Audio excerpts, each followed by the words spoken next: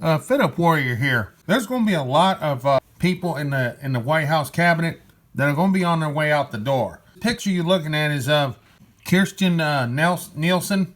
Why is this important? It's going to be the main focus. Now, there's going to be some others that I keep hearing about. At least one of them right now, for now, is still speculation. But this one here is making the rounds just on the simple fact. There's going to be a couple reasons why I bring her name to your attention. One reason is she has done some stuff behind Trump's back, and essentially it's a no-no, and now it's putting Trump in a position where he's going to have to fix a situation that she basically talked him into.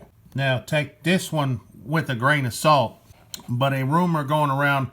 Now, I'm not sure if this is even true, and for now, this is just speculation. I'm talking about the confrontation with Kelly and Melania. But it is making the rounds that one of the other people that might be leaving the White House may be General Kelly.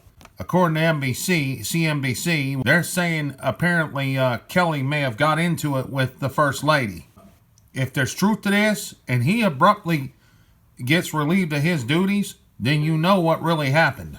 Now, Market Watch obviously is making the same suggestion.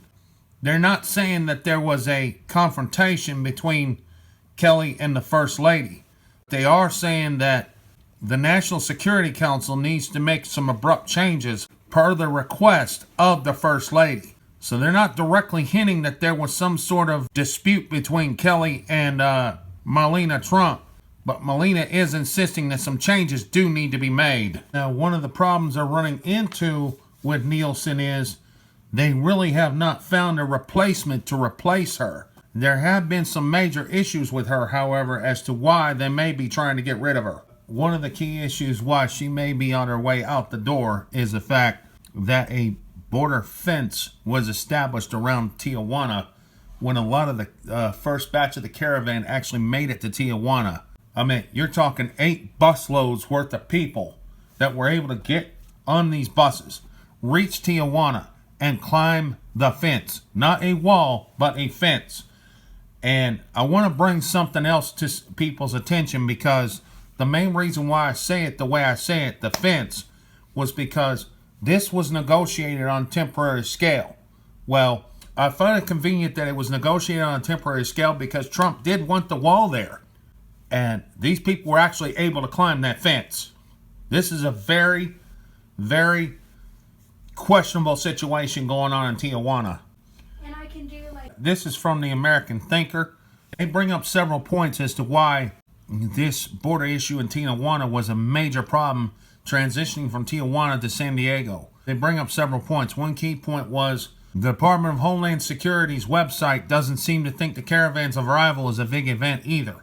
Their last notation about it, posted 2 weeks ago, posts myth and fact about the caravan. That's a little old. Their Operation Faithful Patriot link goes to what it calls B-roll, which is background news, not A-roll headline news. The border security link features a big item on security as a U.S.-Canadian border. That doesn't sound like they considered this whole matter any big thing. Take a look at this picture. This is what was stopping the migrants getting into Tijuana.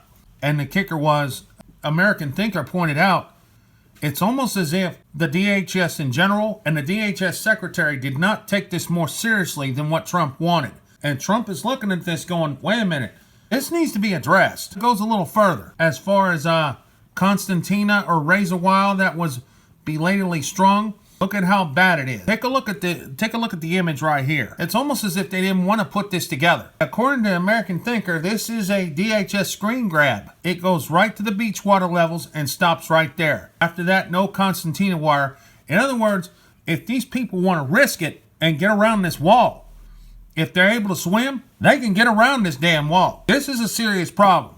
And this is probably why Trump wants to get her out. They continue on. If you were a caravan illegal trying to go through to San Diego, a fit young man of military age would just have to swim, exactly what I just pointed out, swim around a border river on the Mexico South and walk and hitch truck rides thousands of miles from Honduras.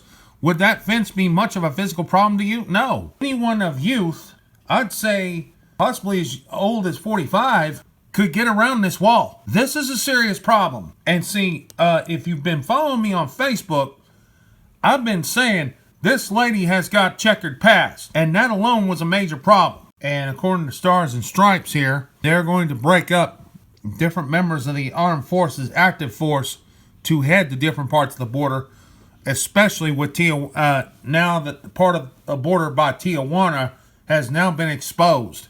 And they're going to have to do more than just Constantine wire. They are really going to have to show a full strength of force and basically tell these people to turn back. Because if more of these caravans start to find out that that part of the border is exposed, they're going to use this, somehow relay information to the other caravans that that's going to be the one area of the country they need to go to. So I commend Mathis and Trump for acting quickly, knowing this situation. But this is a real failure of communication involving the DHS. Why did they not post this information sooner? Why did they not do this? Am I faulting Trump for this? No. The fault needs to go with the DHS. The fault needs to go with Nielsen. She knew this ahead of time and chose not to do anything about this. This is a complete failure by the DHS. This is more confirmation right here that when they do find out that this is an exposed area, these people try to take advantage of it. The good news was the feds were right there to snatch 650 migrants 2 hours to the east. They tried to get in areas that were exposed by Arizona as well. Again, the fault on the DHS. Why is Miss Nielsen not doing her job? No wonder Trump may want to fire her, but he can't because he can't find nobody to replace her to do the job that needs to be done. If he sits there and thinks about this for just a moment, he'll find a replacement. Don't worry. Heading over to the White House now, President Trump weighing in on speculation surrounding his cabinet, saying he will make a decision about Homeland Security Secretary Kirstjen Nielsen very soon. Comes up, the shake-up, the changes that you're seeing at the White House, what you're hearing from the president on this, your thoughts? Well, this is a very traditional thing that presidents do. Donald Trump does it a little bit, not same traditionally. Nor does he anything. Well, that's right. He has a very outsider approach, and I've never faulted that outsider's approach. That's why he was elected.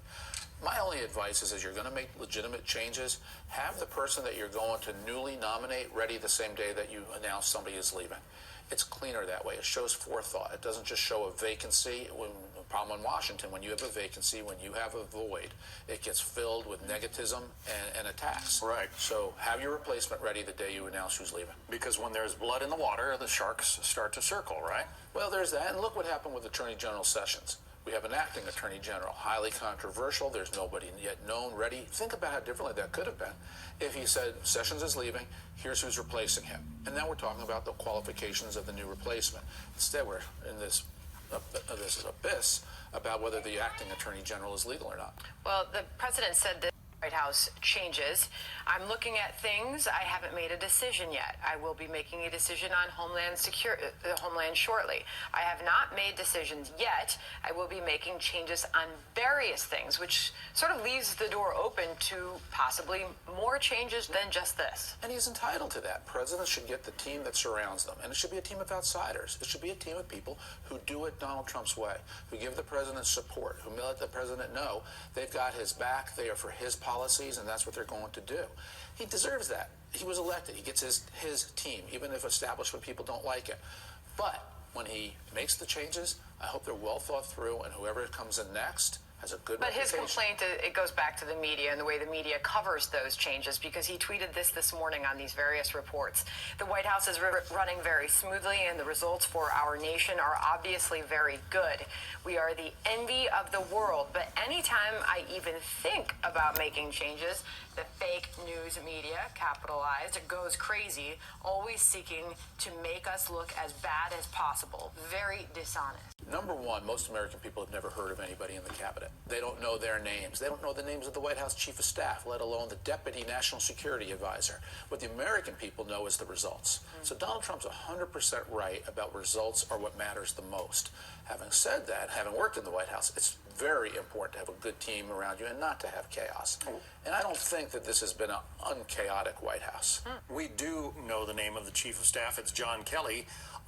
Kirstjen Nielsen, the Department of Homeland Security Secretary, got her job in part because she had been his right hand, and now there are rumors that he may be on his way out. Yeah, those rumors have been around for a long time, haven't they? And they haven't been true.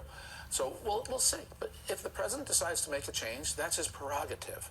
My only point is be thoughtful about your changes so you don't leave that vacuum, you don't leave the void. For example, when Donald Rumsfeld was fired the day after the 2006 midterm by George W. Bush, Bush also announced Robert Gates as the new Secretary of Defense the same day.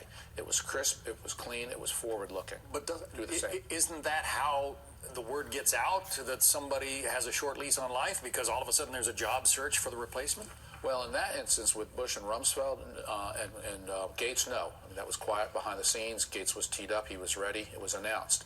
Clearly, we've always been reading since President Trump got elected about who's next. And everybody seems to be next. Sometimes it's accurate, sometimes not. Care to weigh in on this Deputy National Security Advisor reassigned after the First Lady's office publicly called for her ouster from the White House, and this feud that we are learning about between the First Lady and her? Yeah, number one, if you work at the White House, you don't quarrel with the First Lady. I mean, it's just a rule. You Thank you. Than that. And if you do have a difference, handle your difference with respect. And something clearly went wrong here. But I've never seen a situation where the First Lady had to issue a statement. That's what stuns me. The power of the First Lady is the relationship with the First Man. You tell the President there's something wrong here, and the President takes action. What's stunning to me is action wasn't taken, and so she had to issue a press statement. I've never seen that before. What does that tell you? It tells me that whatever complaint she was making about the Deputy National Security Advisor was ignored. And so she felt she had to go around and go public to get her way.